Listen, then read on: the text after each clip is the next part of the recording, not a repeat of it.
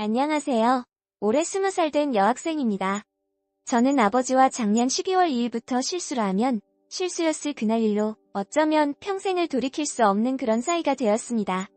우선 저는 지금 저와 제 밑으로 2살 어린 18살 여동생과 그 아래 15살 남동생, 그리고 우리 엄마, 이렇게 넷이서 살고 있습니다. 부모님께서는 제가 9살, 초등학교 2학년 때 이혼을 하셨습니다. 저희 남매는 그 후로 아빠 밑에서 자라게 되었는데 청소를 하지 않아 먼지 쌓이고 떼낀 집안, 이틀이나 지나버린 쉰 밥 등의 비위생적인 양육 환경, 밤에 일하는 아빠의 근무 시간, 영양 섭취 등 여러 문제로 하여금 엄마와 다시 합치게 되었습니다. 호적상으로는 이혼 상태고요. 아빠 밑에서 자랄 적 너무나도 비위생적인 환경에서 자랐습니다. 그 당시 저도 동생들도 너무 어려서 저희조차도 그런 일에 무심했던 것 같아요.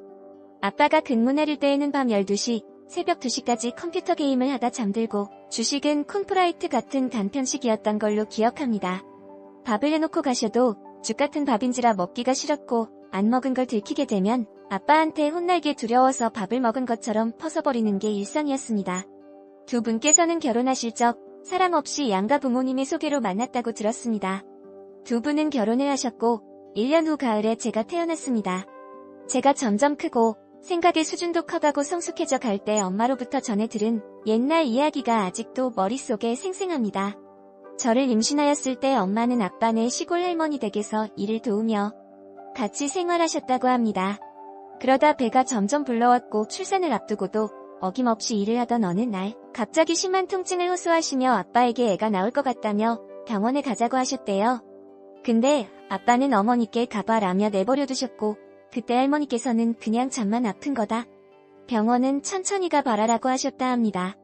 결국 양수가 터졌고 그때서야 아빠도 상황을 파악하셨는지 서둘러 차를 타고 병원으로 가셨다 합니다. 좋은 길이 있는데도 그 길로 가면 기름값이 더 나온다 하며 비틀진 길로 겨우겨우 가셨다네요. 그날이 제가 태어난 날이고 양수가 터져 제 생명에도 위험이 있었다고 합니다. 저는 다른 아기들이 있는 곳에 누워있지 못하고 인큐베이터에 있었고 엄마는 산후조리는커녕 출산 당일 병원에 입원도 못하신 채로 저를 낳고 바로 시골로 돌아와 역시나 일을 도왔다고 합니다. 돌아오는 길에 아빠라는 새끼는 엄마에게 심한 욕설을 퍼부으셨대요. 미친 액사, 너 때문에 애가 그렇게 됐어. 그 지경이 되도록 더 도대체 뭐 한 거야? 애가 죽으면 다 네 탓인 줄 알아. 라면서요. 지금 쓰면서도 눈물이 납니다. 언젠가 엄마가 아내가 출산할 때 남편이 옆에서 손을 꼭 잡아주는 거, 그런 거 난 너무 부러워라고 말씀하시던 기억이 나네요. 제가 태어난 그날 아빠는 병원에 엄마를 데려다주고 바로 모임이 있다며 자리를 뜨셨고 둘째 동생이 태어나던 날에는 낚시하느라 셋째 동생이 태어나던 날에는 시골 일들아 곁에 있어주지 않으셨다 합니다. 아빠는 그 무렵 공무원 승진 시험 공부를 하셨다고 합니다. 제가 태어난 후 분가하여 작은 주택에서 살았을 때 3살쯤 된 제가 공부하는 아빠 옆에 가서 놀아달라고 다리 위에 기어 올라갔다고 합니다. 그런데 그때 아빠가 엄마한테 나 공부하는데 애를 왜 들여보내라고 큰 소리로 말하시며 저를 던져버리셨다고 해요. 어떤 가정 환경인지 아실지 모르겠습니다.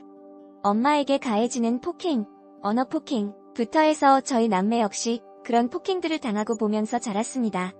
평소에 저희 남매에게는 따뜻하십니다. 남들 앞에서는 더더욱 그렇습니다.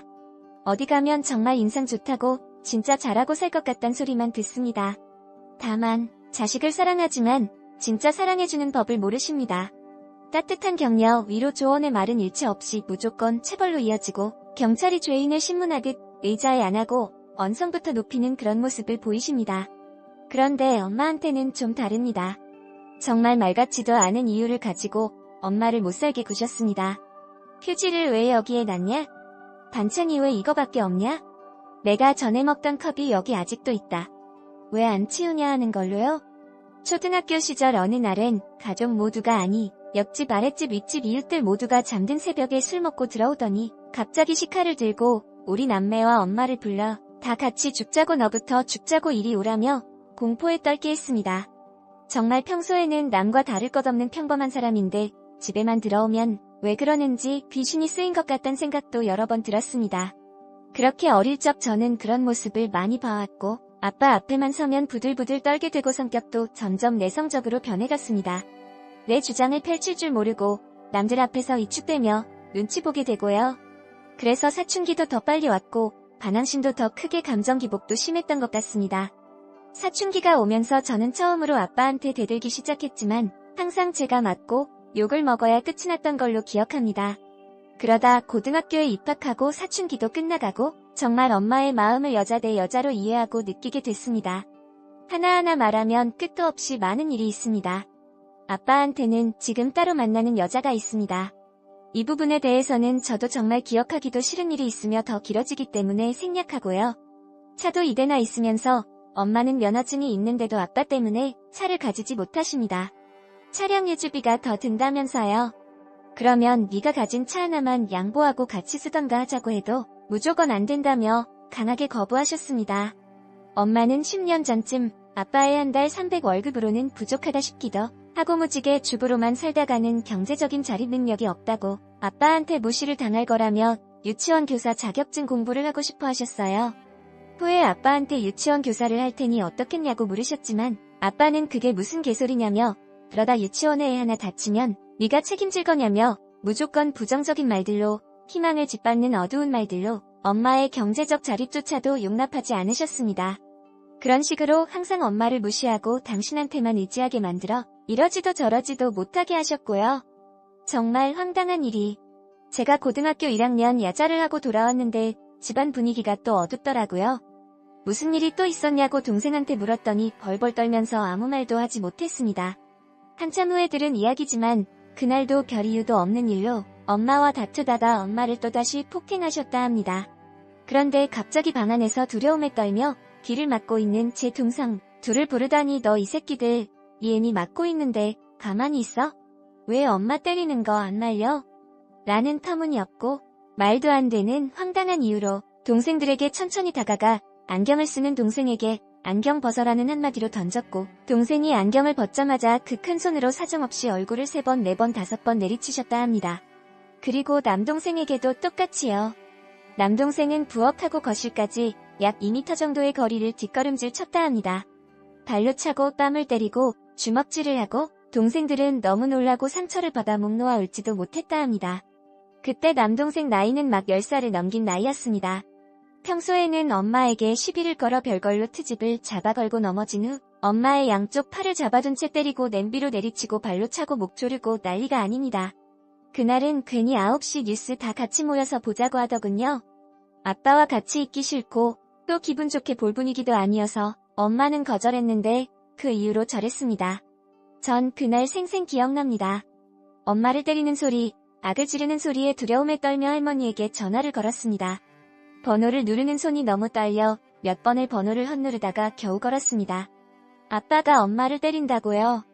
그때 얼마의 비명소리가 들렸고 할머니가 그 소리를 들으셨는지 저게 엄마의 비명소리냐 라고 하시더군요. 그리고 하시는 말이 그냥 아빠를 말리랍니다. 할머니, 할아버지, 외할머니, 외할아버지 다 살아계십니다. 다 알고 계시고요. 그래도 무조건 다 엄마 보고 잘못했다 비르랍니다. 그 어이없는 전화를 끊고 저는 경찰에 처음으로 신고했습니다. 내 아빠지만 어쩔 수 없이 될 대로 되라며 정말 그러다 엄마가 죽을 수도 있다는 생각에 경찰에 신고했고 2분 만에 경찰이 배를 눌렀습니다. 그때 아빠는 갑자기 침착해지며 경찰을 맞이했고 경찰 아저씨는 여기 폭행 신고가 들어와서 왔다며 상황 설명을 했습니다. 근데 아빠는 아무 일 없습니다 라며 경찰을 웃으며 돌려보냈고요. 그게 좀 전에 그 살기 가득한 목소리였는지 믿기지가 않았습니다. 그리고는 누가 신고했냐고 다정하게 묻더라고요. 그때부터 제 반항은 커졌고 저는 무슨 자신감이었는지 내가 했다고 제발 그 지랄 졸 그만하라며 당장 이 집에서 나가달라고 그때부터 온갖 자식으로서는 할 수 없는 말을 했습니다. 그렇게 하다 보니 속이 시원해지긴 하더라고요. 정말 그러면 안 되는 거지만 차라리 그렇게 했을 때 그 이후로 나아졌다면 제가 더 죄송해하고 나중에 사과했을지도 모르지만 아빠는 자식이 하는 말에 상처받기는 커녕 정말 뭐에 홀린 사람처럼 더 심해져 갔습니다. 그런 날의 연속이었습니다. 그러다 제가 수험생이 되었고 학교 생활도 엉망이 되었습니다. 갈수록 학업 스트레스 집에 돌아오면 집에서의 스트레스로 공부에서 손을 놓게 됐고 컴퓨터, TV 등에 빠져 살았습니다. 살은 점점 빠지고요. 저는 아빠한테 내 할 말을 하는 것에 대해 이제 조금도 두렵지 않게 됐습니다. 엄마는 그렇게 죽을 만큼 맞고 살면서도 저희 남매 때문에 가정폭력 상담 같은데도 엄두를 못 내고 법적으로 처벌을 받게 할 수 있으면서도 아빠가 잘못되면 우리 남매는 어떡하냐며 참고 사셨습니다. 그런 모습을 보면서 난 저렇게 바보같이는 안 되겠다는 생각으로 수능사탐 선택 과목은 혹시 도움이 될까 싶어 법과 사회도 혼자 독학했고 아빠한테 정말 심한 말까지도 하게 됐습니다. 한참 잠잠하다 작년 10월쯤부터 더 심해졌습니다. 어느 날 남동생이 학원에서 돌아와 배가 고파 라면을 먹는데 아빠가 너 왜 지금 라면 먹어? 이따가 다 같이 밥 먹어야지. 왜 지금 처먹어? 라며 괜히 언성을 높이셨습니다. 저도 정말 정신과 치료를 받아야 했는지 정말 그런 사소한 일에 갑자기 화가 치밀어 올라 아빠한테 큰 소리를 했습니다. 네가 지금 왜 또 소리를 지르고 지랄이야? 제가 배고파서 간식 먹는 게 그렇게 잘못된 거야? 너라는 새끼는 도대체 집에 와서 왜 그렇게 시비 걸 것들만 찾아? 네 새끼가 그러고도 아빠 대접 받고 싶어. 라면서요. 그랬더니 미친년아. 네가 지금 미쳤냐? 라며 뺨을 때렸습니다. 이제 맞는 것도 하나도 안 아프더라고요. 근데 눈물이 났습니다. 욕을 들었으니까요. 더 방금 뭐라 했냐 미친년이라고 했냐라며 전 또다시 반항했고 아빠는 갑자기 크게 웃으시며 그래 네가 진파 미쳤구나.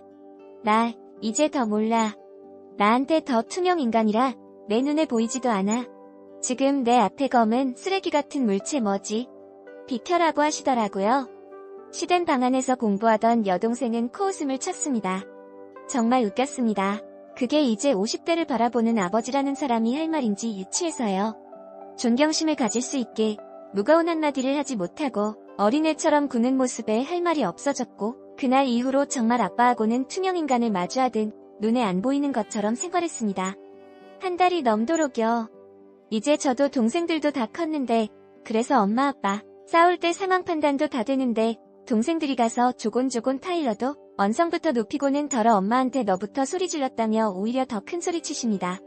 엄마가 주말에 저랑 동생 자는 방 와서 아침에 같이 침대에 누워서 이런저런 이야기하는데 자기 출근하는데 배움 안 한다고 화장실에서 걸레 담가놨던 구정물을 들고 와서는 얼굴에 부었습니다. 미친년이라는 말도 할게요. 참을 수 없는 날들이었습니다. 19년 동안 그런데 정말 마지막 사건이 터졌습니다. 어느 날은 또 엄마한테 괜히 성질내고는 자기 분을 못 참았는지 저녁에 먹었던 음식을 일부러 일다 손을 집어넣어서 억지로 토해내셨습니다. 진짜 이게 말이 되나요? 그게 나이 먹은 중년의 아빠로서의 행동인가요? 그리고는 그 토해낸 것을 엄마 방 문지방에다 다 뱉으셨습니다. 전 진짜 너무 기가 막혀서 니 당장 치월 니가 치해라고 소리 질렀지만 그 말에 콧방귀를 끼고는 화장실 슬리퍼에도 다 묻히더라고요. 전 이성을 잃었습니다. 토해내고 아무 일 없다는 듯 이불 속에 들어가 눕는 모습에 이성을 잃고 그 슬리퍼를 손끝으로 들어 대자로 누워있는 아빠의 얼굴에 던졌습니다. 그리고는 A4 용지에 문지방에 있는 토해낸 그것들을 담아 아빠 얼굴에 또 던졌습니다. 네가 지금 제정신이야. 더 진짜 미쳤지? 나 덜덜 떨며 울며 소리를 질렀고 정말 이성을 잃은 채로 달려가 머리를 발로 찼습니다. 동생들은 놀라서 그 광경을 지켜보고 있었고 엄마도 정말 너무 놀라 저를 필사적으로 말리셨고 그때 그날 이후로 질은 어들장처럼 얼어붙었고 12월 2일 날 아빠는 내 탓은 없다며 저희 가족에게 무조건 너희 탓이고 난 지금까지 살아온 날에 대해 미안한 마음은 추호도 없다. 생활비는 꼬박 보낼 것이다. 애비 없이 자란 건 부모 없이 자란 거나 마찬가지다. 어디 가서 애비 없이 살았다고 눈초리 받지 않게 애들 교육은 내 목까지 잘 가르쳐라. 가끔 애들하고는 짧은 안부라도 묻고 살 것이다. 그리고 우리가 볼 날은 애를 졸업식, 입학식, 부모님 장례, 결혼식 등 중요한 일 아니면 없을 것이며 나는 이 집에는 절대 단 한 번도 오지 않을 것이다. 그리고 지금 이 시간 이후 내 심기를 건드리는 일, 연락, 소문이 있을 경우에는 나도 나를 어찌할 수 없으니 후회할 일 만들지 말고 절대 조심해라라는 식의 A4 용지 12장에 걸친 일방적인 글을 남긴 채 아빠는 집을 나가겠습니다. 벌어오는 300만원 중 100만원은 자기 생활비로 쓰겠다며 이미 자동이체를 해놨다는 말도 포함되어 있었습니다. 하지만 아빠 혼자 쓴 개인 카드 빚은 100만원이 넘어가고 대출은 일상이며 어떤 카드는 한도 범위를 벗어나 막혀버린 카드 있다는 얼마의 혼잣말을 들은 적도 있습니다. 그래서 엄마가 어쩔 수 없이 엄마 카드로 돌려막기도 했고요. 빚은 다 엄마께서 갚으셨습니다.